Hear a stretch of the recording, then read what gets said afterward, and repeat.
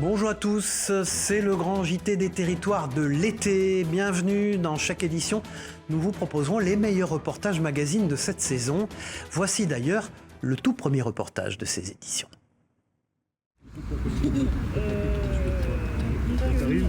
Voilà. Tac, tac. Exactement. Allez, bosse ça.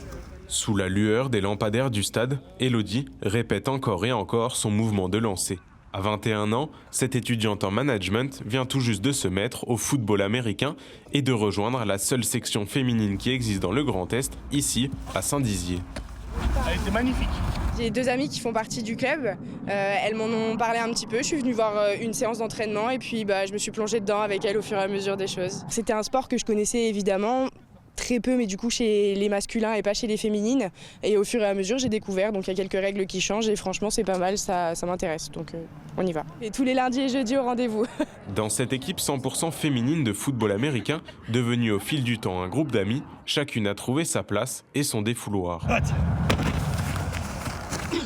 Qu'on soit un gabarit comme le mien, qu'on ait un gabarit un peu plus fin comme Kelly, au final on a tous notre rôle à jouer dans l'équipe et c'est ce que j'avais apprécié et que j'ai tendance à reprocher à d'autres sports. C'est que souvent on a tendance à privilégier la performance et souvent c'est des gens un petit peu moins costauds du coup qui performent alors que là pour le coup tout le monde a besoin de tout le monde. Je viens à l'entraînement parce que c'est très agréable, on oublie un peu le quotidien et puis du coup on vit un peu le moment présent avec les amis et les coéquipières. Il y a une très bonne cohésion d'équipe, un esprit d'équipe ouf et franchement c'est la raison je pense principale pour laquelle je suis ici. Même blessée ce soir, la capitaine de cette équipe, Amélie, est venue s'entraîner avec ses coéquipières. Même blessée, il y a entraînement, il y a toujours entraînement. C'est elle, passionnée de foot américain depuis des années, qui est à l'origine de cette équipe. Ma tante est mariée à un Américain et du coup je baigne un peu là-dedans depuis un peu toute petite. Donc c'est des choses que j'adore, par exemple regarder Super Bowl chaque année. Ne serait-ce que pour le sport, mais aussi pour tout ce qui est autour du football américain, ça reste quand même familial. C'est tellement une bonne énergie qu'on a vraiment envie de s'investir à fond dedans, quoi. J'ai eu Amélie et Kelly qui se sont portées garantes pour dire pourquoi pas créer une équipe féminine sur Saint-Dizier et elles ont bien pris le billet et elles ont dit vas-y on fait, donc je les ai accompagnées à fond. La pointe toujours vers l'horizon, toujours. Au moment où tu t'armes ton bras comme ça. Quelques mois seulement après sa création, l'équipe Bragard se repose déjà sur une dizaine de filles régulières et motivées. Mais Amélie voit encore plus loin pour ce qu'elle appelle son bébé. Vas-y, mets ta force. Je veux que tu me le recules. Moi j'aimerais vraiment le démocratiser à fond, qu'on puisse toutes jouer dans la bonne humeur, qu'on se dise que ouais, les filles sont là, on peut monter quelque chose de concret au niveau national parce que on a les moyens et on peut avoir l'effectif pour. À l'heure actuelle nous sommes en entente parce qu'on n'est pas assez de filles pour pouvoir participer au championnat, mais le but ce serait vraiment de pouvoir avoir le max de filles pour pouvoir faire un bon championnat et gagner sous nos couleurs. Pour un jour monter une équipe de football américain féminine complète et 100% bragarde, il faudra pour sûr de la ténacité et de la persévérance. Mais à voir la personnalité de toutes ces filles sur le terrain, nul doute que la passion finira par l'emporter sur les clichés. Nous nous rendons désormais à Grenoble où des chercheurs viennent en assistance aux médecins grâce à un nouveau logiciel nommé Dive. À partir d'un casque de réalité mixte qui mélange l'environnement réel et le monde virtuel, ce logiciel permet de visualiser des images médicales en 3 dimensions, comme l'a constaté Elisa Profissé pour Télé Grenoble. Regardez ce reportage intéressant. On pourrait se croire dans un film de science-fiction. Avec ses lunettes connectées au logiciel Dive, il est maintenant possible d'analyser un scanner en 3 dimensions et d'interagir avec les différentes parties du corps. Là, on a la reconstruction volumétrique du corps d'un patient, donc c'est un scanner d'un patient. Après, on va pouvoir aller explorer le corps du patient directement avec la main, en allant faire des coupes vraiment de manière totalement naturelle pour aller explorer les différents organes. C'est pendant sa thèse que le chercheur a eu l'idée de créer ce logiciel. Aujourd'hui, l'objectif est d'assister les médecins dans l'analyse des images d'examen. En fait, ce qu'il y a pour les médecins, c'est qu'ils ont du mal à visualiser en 3D le corps de leurs patients. En fait, ils sont obligés de parcourir plusieurs séries d'images quand c'est des IRM ou des scanners. Et donc par ce processus d'aller et retour entre les images, ils vont essayer de reconstituer mentalement un peu l'anatomie de leur patient. Et donc nous, on va permettre de au lieu d'avoir besoin de faire cet exercice mental de reconstruction, on va l'exposer aux yeux directement des praticiens. Ils vont pouvoir aller explorer le corps de leurs patients avec leurs mains, faire des coupes dans n'importe quelle direction. Mesurer la taille d'un os, analyser de manière précise un organe, Dive permet aussi à plusieurs médecins de pouvoir analyser et interagir avec la même image en même temps. Le logiciel a déjà été testé auprès du corps médical, un véritable succès. À l'heure actuelle, on a eu quelques essais déjà avec des cardiologues notamment qui se servent de notre logiciel et qui ont pu déjà commencer à explorer avec leurs patients et repenser en fait l'opération chirurgicale qu'ils allaient faire justement sur la base des observations qu'ils ont fait dans notre logiciel. Au long terme, l'équipe de Dive espère atteindre tous les secteurs liés au domaine scientifique et il ne compte pas s'arrêter là. Notre objectif, c'est de devenir la plateforme de référence de logiciels pour la visualisation de santé, de données de santé et de données médicales en France et par la suite à l'international. Le programme Dive devrait être commercialisé vers la fin 2024. Des produits locaux, la Bretagne n'en manque pas. Alors parmi les richesses culinaires de cette région, il y a bien sûr l'élevage des moules, soit la mytiliculture, selon le terme professionnel. C'est pour en savoir un peu plus sur ce milieu qu'une entreprise locale organise des sorties en bateau au milieu des pieux où se trouvent les moules, comme vous le voyez sur ces images de TBO, la chaîne du groupe Le Télégramme. Des sorties qui intéressent autant les locaux que les touristes, propos recueillis par Mathilde Kemener de TBO. Donc imaginez-vous effectivement, en combi certes, mais dans une eau à peut-être 8-9 degrés, devoir plonger pour faire un nœud à la main sur tous les pieux que vous voyez là. On propose justement aux gens de découvrir l'envers du décor, comment on produit les moules. Généralement les gens sont assez contents, ils sont même assez surpris de la difficulté du métier. Quand on voit le prix d'un kilo de moule, le travail qu'il y a à faire, impensable quand même. C'est vraiment pas cher, un kilo de moule. C'est un métier qui doit être mis en valeur et voilà, de profiter des ressources qu'il y a près de chez nous. Je trouve ça très très intéressant. Voilà, et décidément, l'âge n'est en aucun cas une limite pour vivre ses passions. À presque 80 ans, Michel reste un mordu de l'univers des taxis de sa région, la côte d'Émeraude. Un littoral qu'il aime parcourir à bord de sa 2 chevaux un peu spéciale. Un modèle rare que bichonne cet ancien artisan. Une belle rencontre que nous propose la chaîne TVR. Regardez. Dans le nord du département, Michel possède un modèle unique, un peu capricieux au démarrage, une 2 chevaux taxi. L'été, je fais des sorties à droite à gauche, elles tournent, donc il n'y a pas de souci. Elles sont en essence, ça doit être bon. Alors c'est un prototype, ça, qui n'a jamais vu le jour. Il y a eu 3 modèles de fait en France. L'ancien artisan taxi de Saint-Coulon a reproduit ce prototype proposé par Citroën dans les années 50, lorsque la mairie de Paris a voulu uniformiser les taxis de la capitale. Mais l'autorisation de circuler ne lui fut pas accordée. Parce qu'à cause de la capote, il n'y avait pas de ceinture de sécurité. La 2 chevaux, tout le monde la connaît dans le coin. Alors on a la chance aussi de pouvoir travailler dans ce métier dans des super décors. J'ai eu des Japonais qui m'ont envoyé des cadeaux du Japon parce que je leur ai fait découvrir un petit peu des choses qu'ils n'avaient pas l'habitude. Michel a acheté la licence taxi de Saint-Coulon au début des années 80. C'est pas facile quand on démarre dans une petite commune et puis placé ici, j'étais un peu éloigné de tout le monde, hein, donc après il a fallu faire sa place. Puis après, je me suis fait mon trou, je me suis fait connaître et puis le service était peut-être différent des taxis des grandes villes. À ses débuts, Michel acceptait toutes les missions, livraison de colis, trajets longs ou excursions privées à la demi-journée pour les touristes étrangers. Les pêcheurs à l'époque du coin, ils allaient à Terre-Neuve, donc il fallait les emmener à Bordeaux, à Boulogne, c'était des kilomètres là. Et puis après, je me suis un peu spécialisé, parce que j'aime bien bouger, dans l'excursion. Et les Américains, on allait au Mont-Saint-Michel, 5 minutes après, ils avaient fait 4 photos devant la porte et hop, on revenait. Et après, j'ai compris qu'en faisant les petites routes de campagne, les vieilles maisons, et là, c'était ça qu'ils voulaient voir en réalité. Le client, il nous connaît, il connaît nos habitudes. Et souvent, quand vous arrivez, allez, rentrez, prenez un petit café. Mais il y en a beaucoup, c'est tutut, ils arrivent devant le bistrot ou l'hôtel. Le client, il doit être à la disposition du taxi. Moi, je dis, c'est l'inverse. Le taxi, il est au service du client, ce qui est tout à fait différent. Il est en ancien franc encore. Les euros aujourd'hui, ça correspond pratiquement à la somme, sauf que c'est pas la même valeur. Hein. En Martinique, le rhum se transporte parfois en voilier. Une fois par an, le Très Sombresse, un navire impressionnant, fait escale au large de l'île pour récupérer des milliers de litres de rhum. Comme dans le temps, les fûts sont poussés sur la plage et acheminés à la nage jusqu'au bateau. Un chargement sportif suivi d'un voyage de 5 mois en mer. Un très beau reportage de Maxime Lequeux pour Via ATV. Regardez. 10h du matin, on s'active à la distillerie La Favorite. Après plusieurs mois de préparation, la cuvée est prête pour un long voyage. Alors on est en train d'embarquer les fûts, nous avons 12 fûts à charger. Nous allons charger 6 dans ce camion-là et 6 autres dans un autre. Leur destination, le Très Sombresse. Un fameux 3-mâts, ancien démineur dans les années 1940, réhabilité en 2007 par 3 frères hollandais. Pour y accéder, il faut d'abord faire rouler chaque tonneau un par un jusqu'à la plage.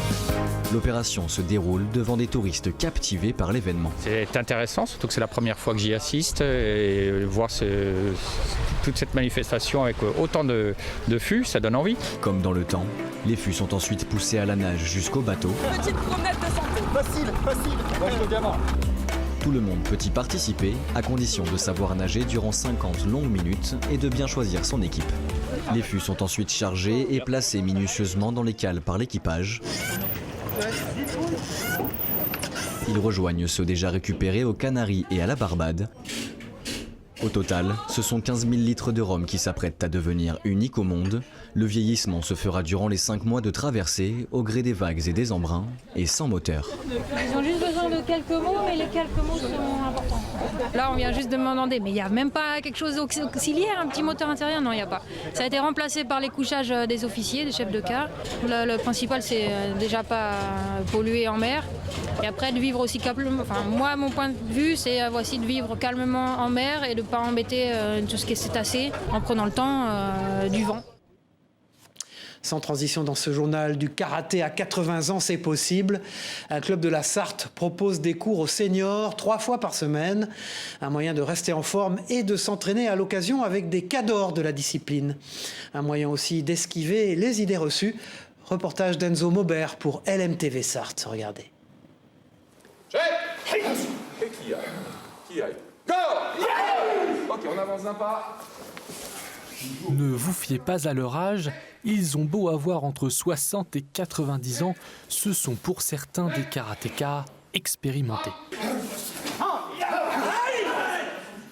Pendant que tu es en combat, Au dojo du club Samouraï 2000 au Mans, des séances sont spécialement réservées aux seniors, qu'ils soient ceinture noire ou débutants.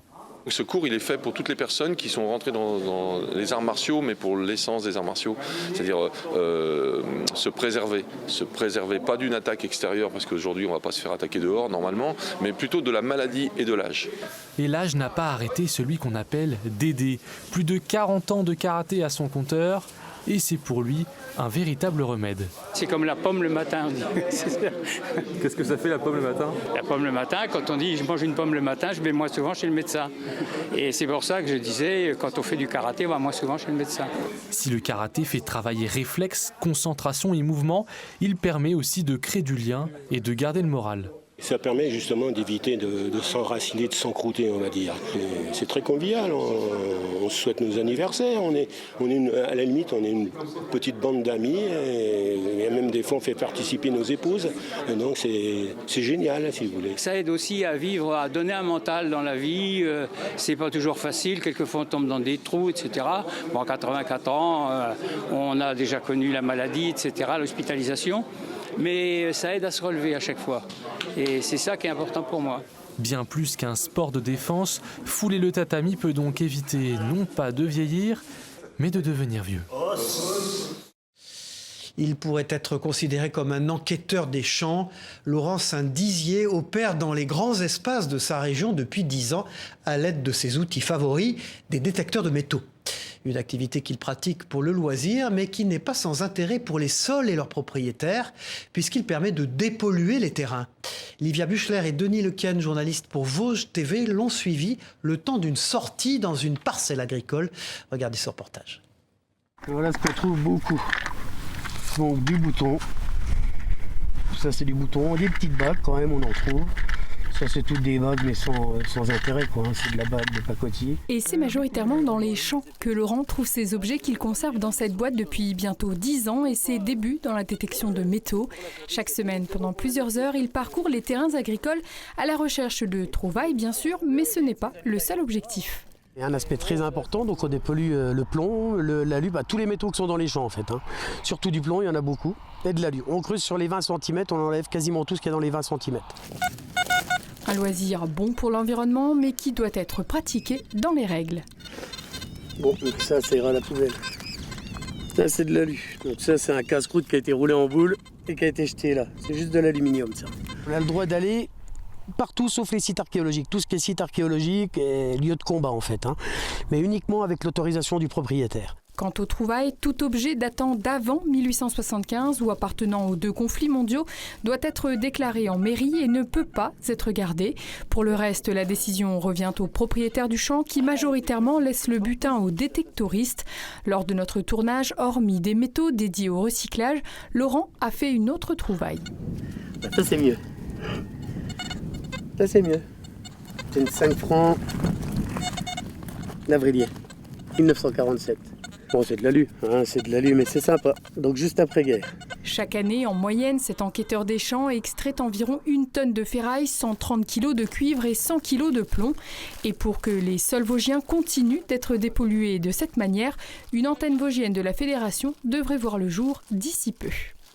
En Occitanie, l'histoire du village de la Couvertoirade est synonyme d'histoire et d'aventure.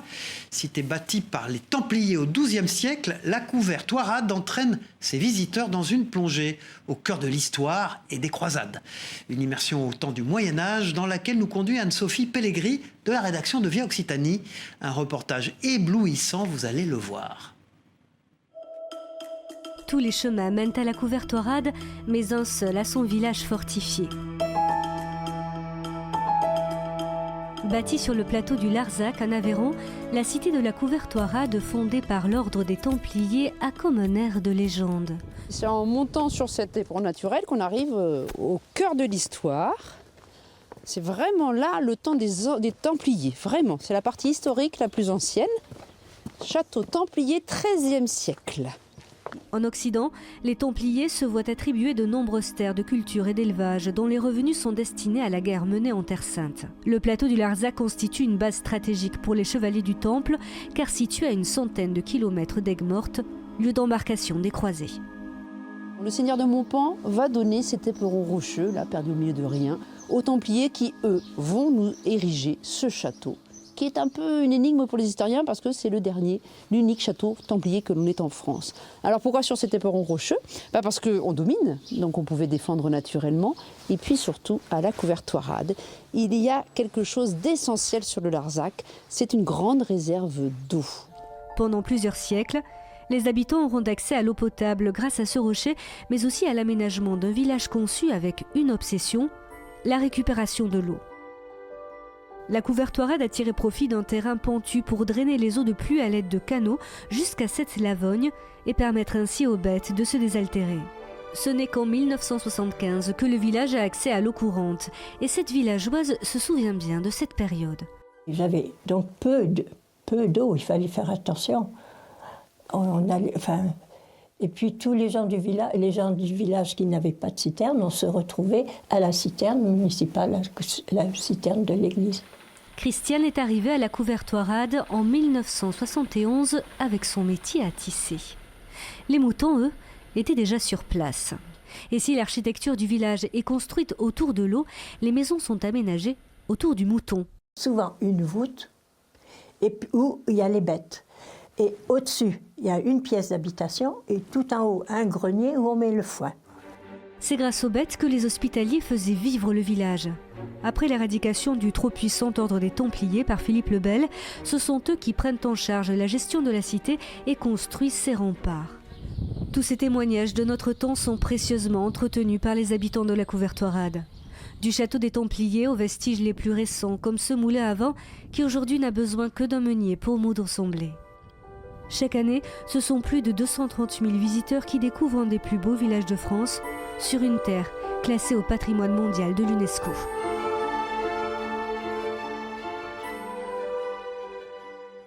Direction la Savoie dans ce journal, c'est un grand moment pour les producteurs mais aussi pour les troupeaux. Avec le retour des beaux jours, les vaches quittent leur étable et montent en alpage. Une période dite des 100 jours durant laquelle les éleveurs peuvent se consacrer à l'entretien de leurs exploitations. Nous sommes allés dans les hauteurs du Beaufortain en Savoie, Chloé Lemeur pour notre partenaire 8 Mont-Blanc sur place. Ce matin-là, le massif du Beaufortain s'est animé au son des cloches. Comme chaque année, le groupement pastoral de Plan-Pichu déplace ses troupeaux sur les hauteurs de la vallée à l'occasion de la montée en alpage pour la saison estivale. Un moment toujours très attendu par les éleveurs des 10 exploitations réunies. La montée en alpage, chaque année, voilà, c'est des prises de décision importantes pour les montagniers, le jour, la date. Donc tout le monde se met en accord pour pouvoir faire cette montée. Et voilà, c'est un moment qu'on attend tous, un moment qui est convivial. C'est des pratiques ancestrales, hein. Donc déjà d'un point de vue entretien du paysage, entretien du territoire, c'est quand même, on défend, je veux dire, un fromage AOC, donc voilà, ça fait partie de la culture locale. Au total, près de 450 vaches se suivent à la file indienne. Elles sont ensuite réparties selon différents secteurs. Elles se répartissent en fonction de l'altitude de la pousse de l'herbe et elles se répartissent aussi en fonction de leur date de vélage. On essaye de faire 3 troupeaux équitables en production et en stade de lactation pour avoir des troupeaux homogènes en production. Une fois installés sur leur parcelle, c'est désormais l'heure de se régaler avec une herbe bien fraîche. Et c'est en compagnie de leurs gardiens, les bergers, qu'elles pourront continuer à profiter de ce repas gourmand durant 5 mois. C'est cet après-midi, après une pause bien méritée au chalet de l'Alpage, que l'équipe commence la première traite estivale. Pour certains, c'est d'ailleurs une première et l'expérience s'avère plutôt formatrice. C'est un peu stressant parce que toutes les vaches sont différentes, tous les éleveurs font différemment et tu le sens, les vaches elles sont pas habituées à comme ci, comme ça, du coup il faut s'adapter. Après 2h30 de traite sur les 3 troupeaux, il est enfin temps d'acheminer le lait en direction de la fromagerie. C'est ici qu'il sera transformé 2 fois par jour en Beaufort d'été, avec au total une fabrication de 1200 à 1300 fromages de caractère sur la saison estivale. Les ports de la ville de Ramonville, près de Toulouse. Cette petite commune abrite le 2e plus grand port de plaisance du canal du Midi. 100 bateaux y sont arrimés et des habitants y vivent toute l'année. Parmi eux, Chris, qui réside sur sa péniche depuis 36 ans. Écoutez-la au micro de notre partenaire sur place de la Dépêche du Midi. J'ai toujours été très nomade dans ma tête, si vous voulez. Et là, quand je suis arrivée à Toulouse, que j'ai vu les péniches, je me suis dit non mais c'est ce qu'il me faut quoi. Je suis arrivée à Toulouse avec tous mes enfants et en camion. Et là j'ai dit mais c'est ce qu'il me faut au lieu de déménager tout le temps. Et donc j'ai acheté une coque, cette coque que vous voyez qui est magnifique. Enfin, ouais, je suis tombée amoureuse de la coque. J'ai bâti toutes les superstructures pour pouvoir habiter dedans. Et depuis j'ai beaucoup navigué avec, voilà. Voilà, et puis une pratique traditionnelle pour refermer ce journal, l'attraction animale. Elle revient au goût du jour dans nos campagnes, portée par une approche plus respectueuse de l'environnement. Des agriculteurs utilisent la force des animaux pour labourer les champs.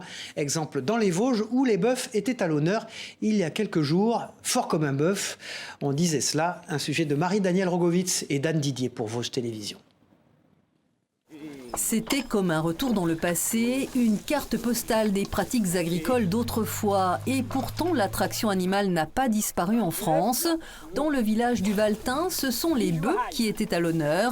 Philippe Kuhlmann, fermier alsacien, forme régulièrement de futurs bouviers. Ceux qui doivent prendre la relève. C'est sûr qu'on n'ira pas du jour au lendemain et on ne va pas retourner vers tout le travail fait avec des animaux. Mais il y a quand même une agriculture à 2 vitesses qui s'installe et de plus en plus de personnes qui essayent de tendre vers l'autonomie alimentaire. Pauline, ostéopathe, elle souhaitait juste en apprendre un peu plus sur les animaux. Le guidage des bœufs attelés exige une attention maximum et de la confiance en soi pour ne pas se laisser dépasser par la force des bovins. Moi, j'ai plus l'habitude de travailler avec les chevaux, donc c'est quelque chose qui est pas évident, mais je pense que c'est simplement une question d'habitude. On voit qu'ils ont de la force et qu'ils poussent. Un petit peu, oui. En même temps, ils ont un outil qui leur demande d'avoir beaucoup de force dans la tête.